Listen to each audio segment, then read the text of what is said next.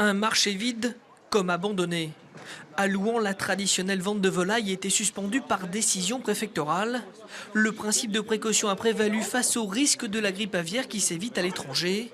Pour le maire qui gère le marché, c'est un coup dur, car ici c'est habituellement le 4e marché de France qui se tient.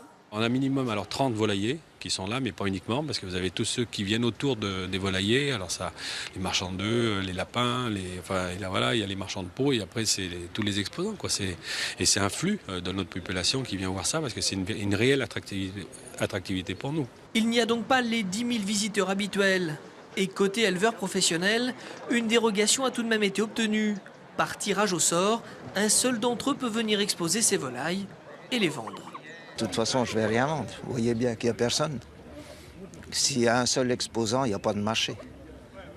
C'est vite vu. Et à quelques semaines des fêtes de fin d'année, où les volailles dites festives comme les dindes ou les oies sont ici très prisées, cela risque de mettre en péril toute une filière. C'est comme si on avait reçu un coup de massue sur la tête. Parce que les années précédentes, le marché de Bourg était fermé, mais le marché de Louhans était ouvert, donc on pouvait encore travailler.